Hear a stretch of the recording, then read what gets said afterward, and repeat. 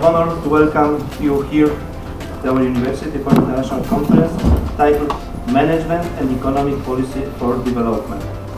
We are especially grateful to the conference sponsor who made this event possible, namely National Bank of Poland and its chairman, Professor Belka, prominent economist himself, who cannot be with us because of the important mission abroad, but he are happy to be distinguished representatives of the National Bank.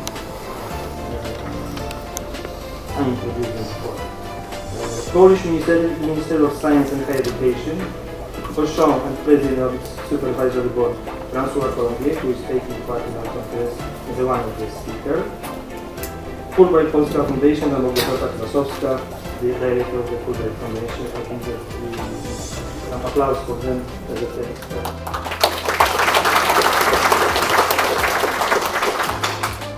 So, since we are at the Koźmińskiego University, since we are at the heart of Europe, at the great time of change, I've come to the conclusion that we have to ask one more time, and definitely not the last one, upon what it depends the long-term social economic developments.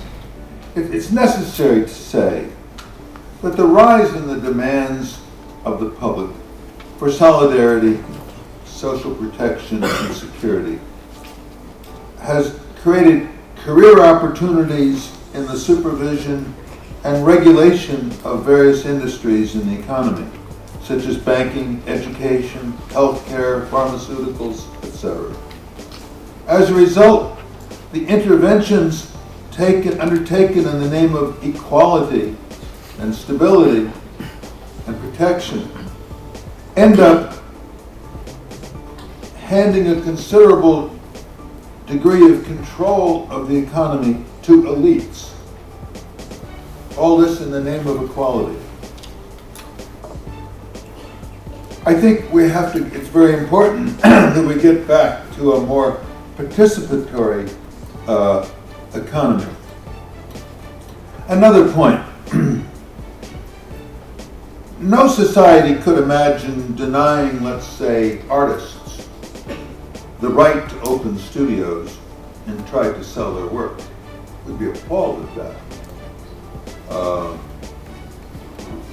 It would not be going too far to say that business people have a right to opt to an economy open to their pursuit of ideas and their projects of creation and exploration. That it is a human rights violation to deprive people of the opportunity for a life of flourishing. First off, it's a pleasure and an honor to be in the same room as you, Professor. Second off, you said that something was annoying you. Can you expound a little bit? First of all, there's a kind of a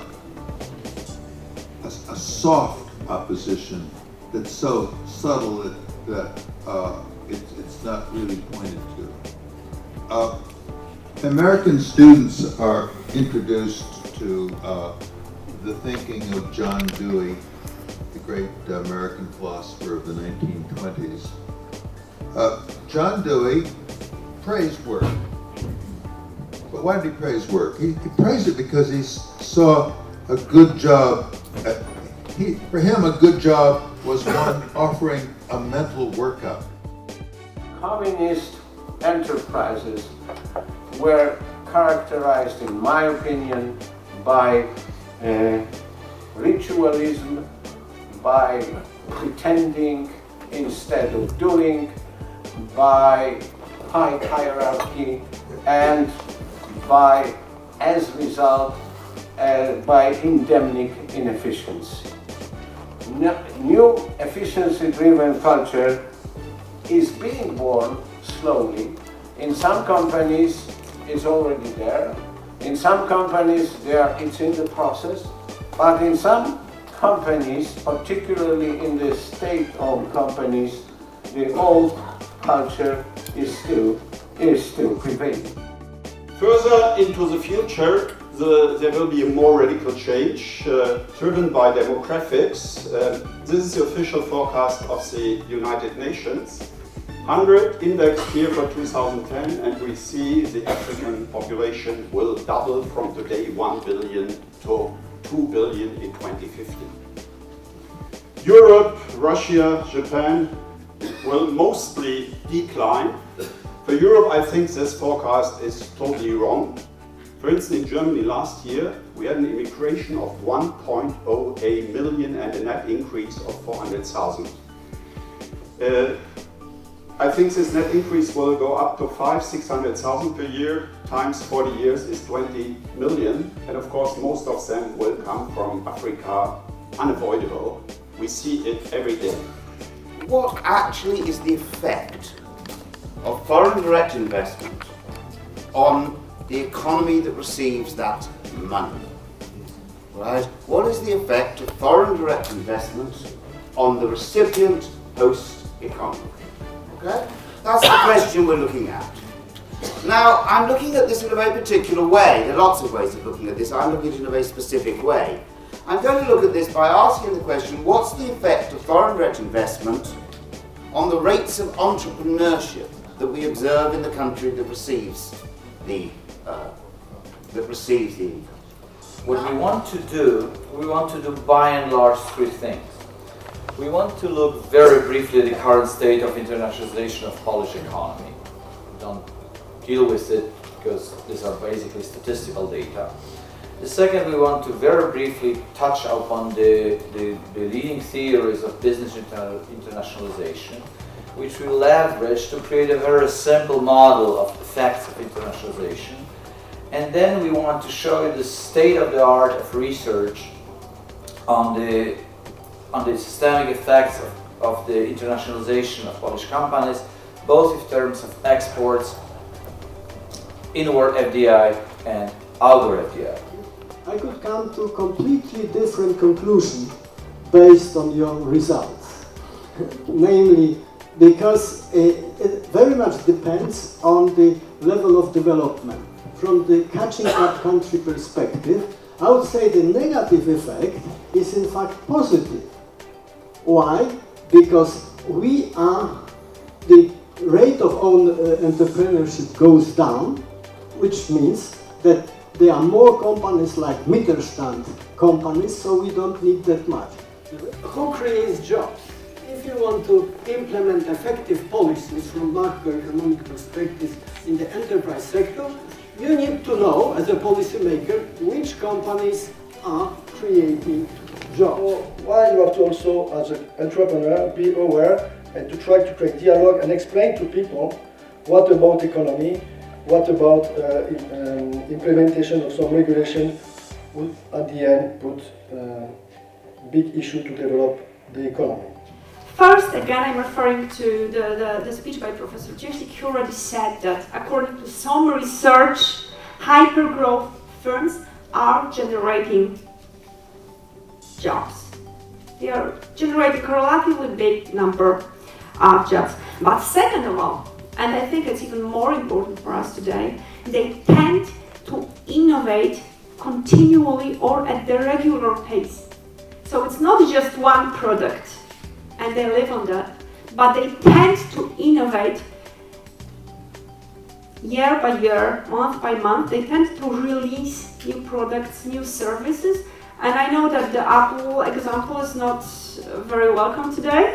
I understood that from the first speeches. But still, just to picture what I mean. Today again we are facing the choice to continue along the way of the industrialization towards the further technological backwardness or to urgently re-industrialize. The research in my institute has shown that we have maybe 5-6 years for exhausting of the rest of Soviet industrial potential. Today, against the backdrop of the very fast-moving banking as well as finance landscape, economists seem to have very different vision about the future of finance as well as long-term direction of banking, particularly with regard to long-term profitability. First of all, I would like to emphasize that in case of applying numbers of indicators or formulas and other solutions, it is less episteme, less knowledge and more techne, but techne from the point of view of bureaucratic solution. Of course, you know, we moved also to some extent from the supply side concept of fiscal policy to the demand side concept of fiscal policy. And once the demand side took over, the supply side was almost forgotten. You know, many economists for the next 50 years wrote articles about fiscal policy as if it had nothing to do with the supply side, only with the demand side. And well, maybe in the more recent terms, with the supply side revolution of the 80s, of the Reagan and the Thatcher and so forth, maybe there was some return to the concept that the fiscal policy had something to do with the supply. Now, what about entrepreneurship? You know, the word entrepreneur comes from the French word entreprendre, to undertake something. And the reason why the French term was used, because the English noun, which would have been undertaker now is associated with the funerals. You know, somebody who organized funerals, so clearly it was not a good idea to use that term. In an ideal world, there is no necessary conflict between austerity and growth and development. But we don't live in an ideal world. And in the world as we know it, there is a stark conflict between austerity and development. When I say we don't live in an ideal world, what I have in mind is not only the fact that we are now in the worst global recession in the modern world, and that fiscal stabilizers fail to mitigate this because we've had welfare cuts and so on.